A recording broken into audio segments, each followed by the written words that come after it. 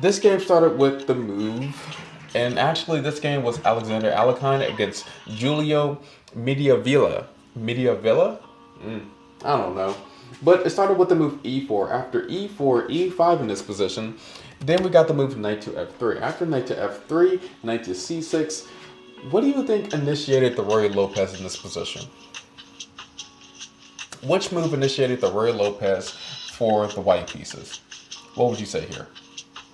And we already talked about we already talked about the Roy Lopez in the last stream. But what do you think initiated it here? D3 question mark? D3 is kind of crazy because usually you want to develop this bishop to b5 or c4 to castle the king on the king side. And so after the move bishop to b5, a6 attacking the bishop on b5, and then we got the move bishop to a4. After bishop to a4, that goes into the Murphy defense in this position. Who is that? Hey, what do I do if they accept the Queen's Gambit? Dude, we are on a whole different lesson. We're going over traps today. Hey, follow along. We got this. What do you do if they accept it? And Choppy already answered you because my crew is already good. We're fine over here. And so after the move bishop to a4, knight to f6, attacking the pawn on e4, what do you think white did next? What do you think is the most popular move to do in this position? And not only are you going to learn traps, but maybe, just maybe, some opening theory if you use these openings. If you're an e4 player or a d4 player. What do you think it's white's? What do you think is white's next move in this position? D4. What else are y'all saying? B3. B3 is kind of wild. I don't know about B3 because after B3, B5 can trap our bishop on the A4 square. And then D4 D4 can possibly be played, but that isn't the most popular move here. And Cardu, you are correct. Castle kingside, castle kingside. After castle kingside in this position, we have the move knight takes on e4. After knight takes on e4, what is the next move that is played here? And now, Cardu, your last move goes into this main line. Mr. Savage, I guess so. That's all good. Keep on trying, keep on progressing. It doesn't matter if you're saying, it doesn't matter if you're not getting the correct moves, because the more that you try, the more that that you get better at chess. What's better, tactics or positional? Wait a minute. What's better, tactical or positional? Well, they both go hand to hand. They both go hand to hand.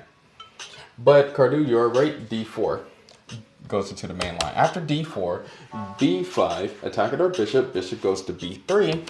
And then in this game, what happened was D5. After D5 protected the knight on the E4 square, then we got D takes on E5.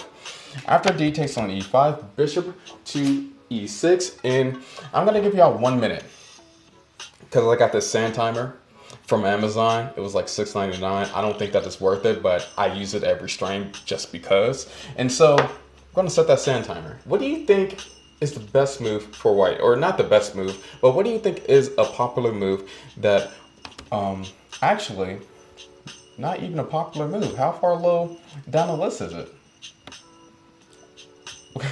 What do y'all think was played next year for the white pieces? This is like the 5th most popular move. No, Mr. Savage, we are not sacrificing a rook. We can't even do so in this position. If you're going to say the meme, at least do it right, all right? If you're going to say the meme, at least do it right. A knight b to d2, bishop g5, bishop e3. So those are good moves. So in this position, what can be played here is knight b to d2, c3, bishop e3. Those are like the top 3 most popular moves. But in this position, Alexander Alekhine did the move a4.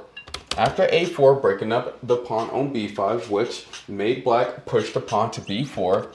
And then we got the next move, a5. After a5, this is where things turn a little bit sketchy, because people who place the black piece in this position would think. Let me just push this back.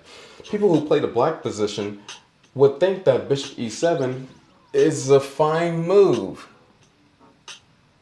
People would think that going to bishop e7 would be justified. You're developing a piece and you're getting ready to castle. But what if I told you here, this falls for our trap? And it's up to you to figure it out, okay? So, all of you who is viewing this stream right now, hey, give me your best moves. And I want y'all to find it in 1 minute. If you do not find it in 1 minute, I will shamelessly plug something. Let's go. Chappie, dude, the first subscriber, Chappie. Shout out to you, you noticed. Hey, I got monetized today on Twitch, which I am excited about. I became an affiliate, so round of applause. But it is what it is. Thank you, Chappie, for being the first. You gotta play bishop a4. Cardew, no, not the plug. Yeah, I always do the plug. I know, I get it. Cardew already got the best move though. I got the move bishop a4, so I'm done. No way it is anything else. Yeah, bishop a4 is the best move in this position. Chappie, I gladly will take the fonder badge. The fonder badge. I don't got any emotes yet, so just hang in there with me. And we're gonna get some emotes for everybody that I have on TikTok and on YouTube. All right. So I just got monetized just recently. Let's do one thing at a time. All right. Let's be patient. Be humble. Sit down. So after bishop to a4, and where's my stick at? Putting this bishop on a4, pretty much pinning that knight on the c6 square to the king on e8. That bishop is lighting up that a4 to e8 diagonal. And every defense that black does here is horrible. Like for instance, let's say the queen goes to d7. What would white do next here? And Shadow Mysterious, thank you for plugging my Discord. I appreciate it. If you type shush, it turns into that thing. What? What is that? You up here putting in your own emotes?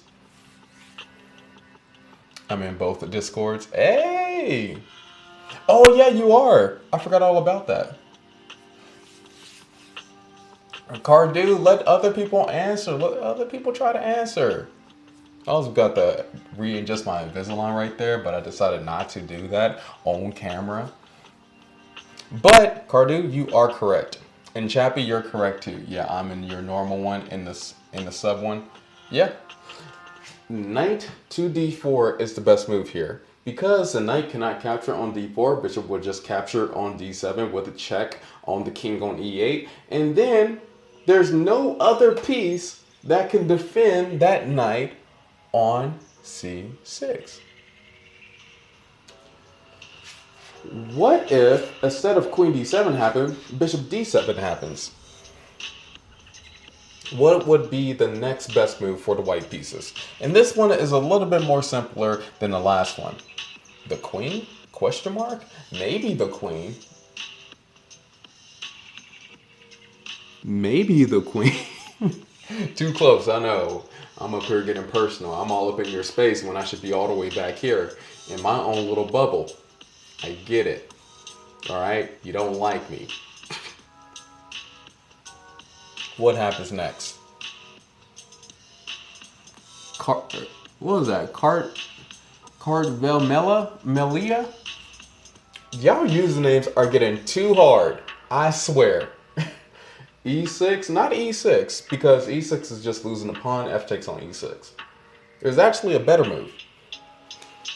What would you say here for the white pieces? And thank you for the follow. I do appreciate that, Chessman Riz. And thank you for everybody else that followed. Let's get to 200. Can we get to 200 people?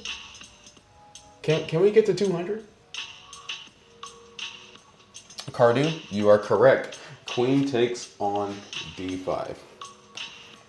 After queen takes on d5, this queen and this bishop is attacking that knight on c6. And not only is the pressure going on the c6 knight, but this queen is attacking this knight on e4. So technically, that's a fork happening in this position, and that's why the black pieces are busted, and this is a big trap for the white pieces that can be done in the Roy Lopez. Now let's go into our next chart right quick.